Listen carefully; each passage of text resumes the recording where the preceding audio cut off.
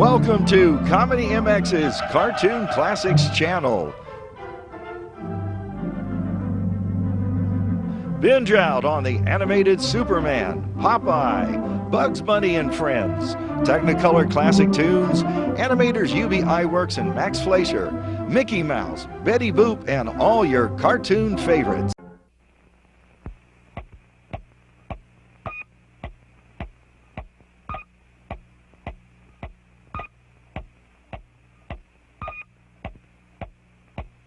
And now stand by for adventure.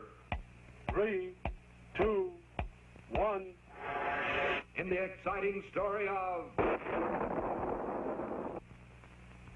Scratch and his feathered friend. Interplanetary space investigator Colonel Bleep and his deputies, Squeek and Scratch, roared with atomic speed past the black planet Pluto, over and under the green planets Neptune and Uranus, through the glowing yellow rings of Saturn, and then screeched to a halt, directly over the 12th moon of Jupiter. Somewhere below, on this mysterious satellite, lurked the evil Doctor Destructo, master criminal of outer space. This time, Bleep meant to track him down for sure. To Scratch, the caveman, landing here was like stepping back into the dim past of his childhood, because this forgotten world was inhabited by the same prehistoric monsters which roamed the earth when Scratch was just a boy, back in the days of the dinosaurs. Anxiously, Bleep searched the horizon with his Butomic Visoscanner and quickly spotted Destructo's hideaway, high on a rocky cliff beyond. At twilight, they would attack and capture the villain in his lair. Meanwhile, Squeak settled down on a cozy bed of soft green ferns to rest until 0 hour. And Scratch, remembering his childhood, went happily off in search of a tasty prehistoric egg, a luscious treat he had not enjoyed for several thousand years. The caveman was at home here, and no beast, regardless of size, ferociousness, or cunning, could frighten him or keep him from finding that egg. And then Scratch saw it, the biggest, roundest, most delicious egg there ever was. But when Scratch reached to pick up his prize, it suddenly began to shake and rattle and roll round and round. The caveman dove under a feather to hide just as the great egg shattered. And there stood a strange bird, a super bird, far larger than Scratch himself. Thinking the top of Scratch's head was another egg, the bird tried to peck it open too. And when Scratch leaped up, the bird felt sure this was his newly hatched brother, and he began to hug the caveman joyfully. Meanwhile, as twilight gathered, Bleep and Squeak silently closed in on the entrance to Doctor Destructo's secret cave. A strange glow from within meant the mad scientist was busy at work, and his capture looked easy if only they could be quiet enough to surprise him. But just at that moment, Squeak accidentally squeaked, alerting the huge vampire bat which stood guard at the mouth of the cave. The evil creature lunged towards them. At the same time, Bleep aimed a blast of Butomic energy at the beast. But too late, he realized that the long trip to Jupiter's 12th moon had completely discharged his Butomic storage battery. Now, the great bat swooped upward, clutching the helpless pair. But Scratch, riding his prehistoric superbird, had also seen the bat, and in an instant, the huge bird, with the caveman at the controls, dived down towards the monster for a fight to the finish. Then a head-on crash sent the bat spinning down, straight towards the entrance of Destructo's hideout, while Bleep and Squeak floated to safety on 2 great feathers. Yes, Scratch and Superbird had saved the day, but there was no time now to check on the fate of Destructo, because Superbird was waiting to fly them back to the planet Futura, where a new supply of Butomic energy and another exciting assignment would be waiting for Colonel Bleep of the Interplanetary Space Command.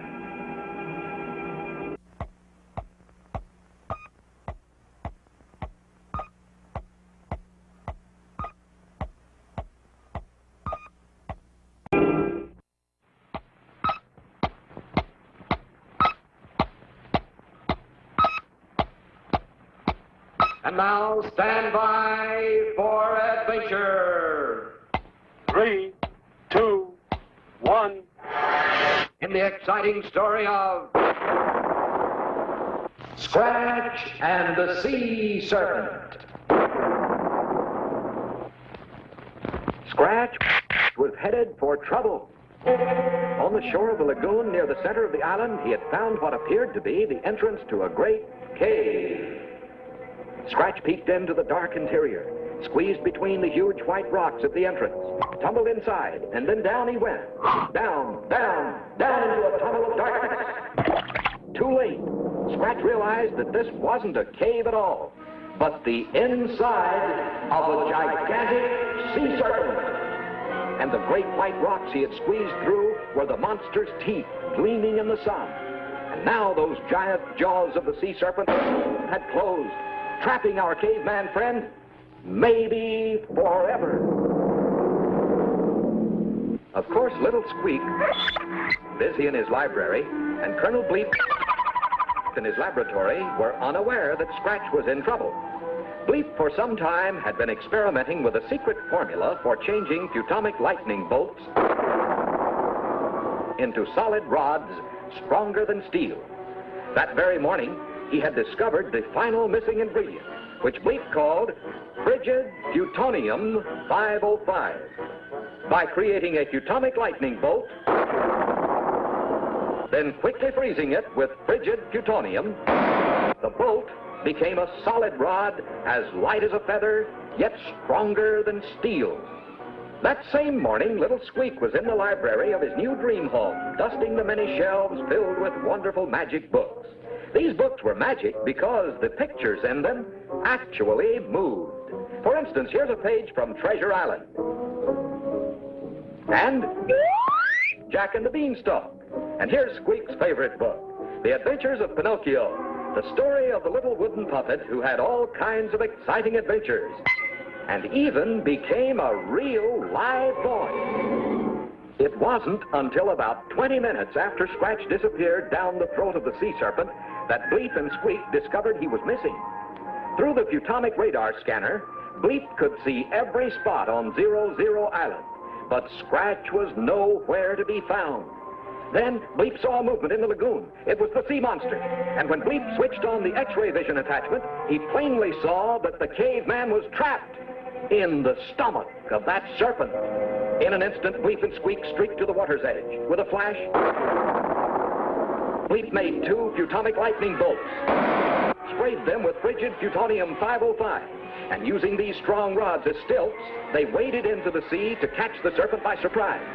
As Squeak pinched the monster's nose, its mouth opened and Bleep jammed the stilt between those great jaws. And before Squeak could squeak, the Colonel had dashed inside the serpent to rescue their old friend Scratch.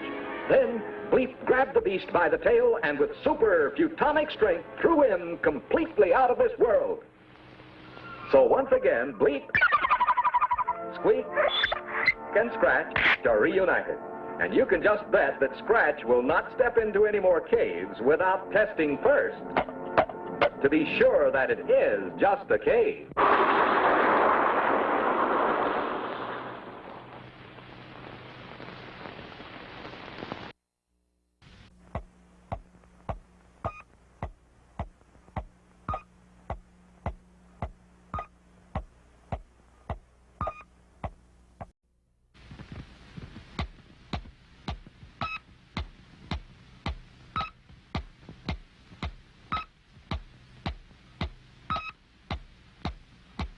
And now stand by for adventure.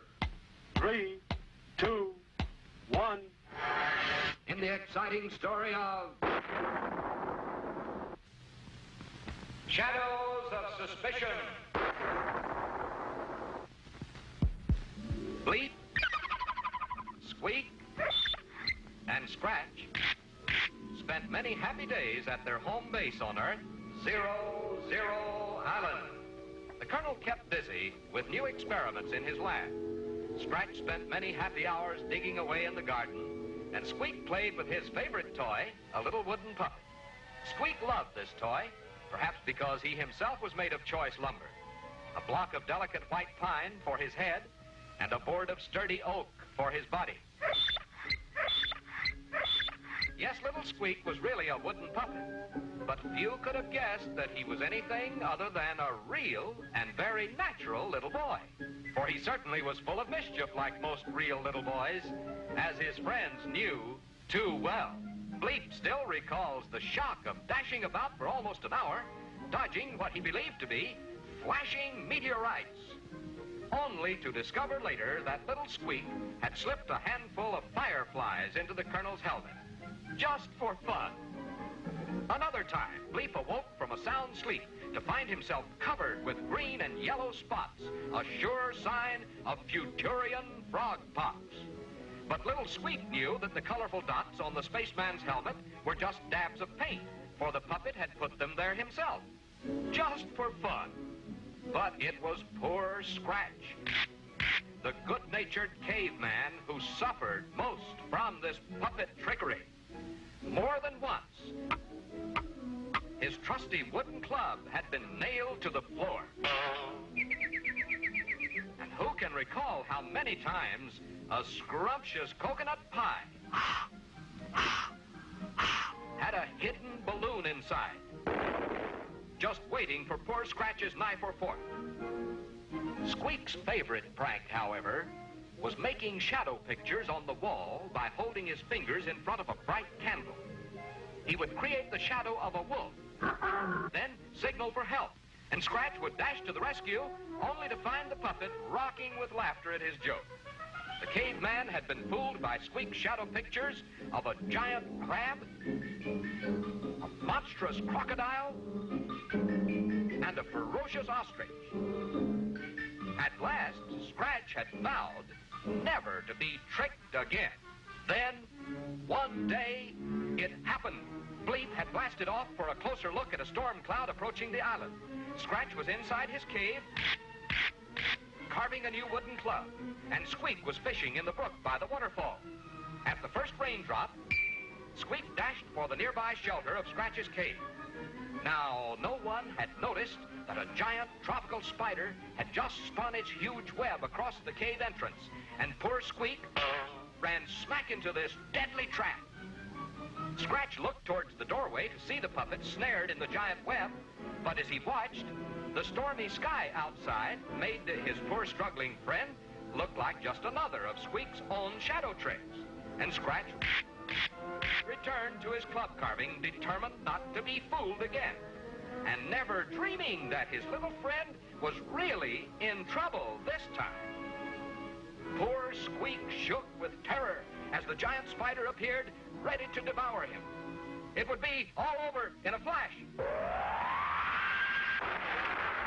And it was, but the flash was from a powerful bolt of Bleep's atomic energy. Yes, the Colonel had returned just in time to save the puppet. And so a very frightened Squeak, now safe in the arms of his friends, promised faithfully never to call for help unless he was in honest-to-goodness real trouble. For now he knows that a foolish trick can sometimes cost a life.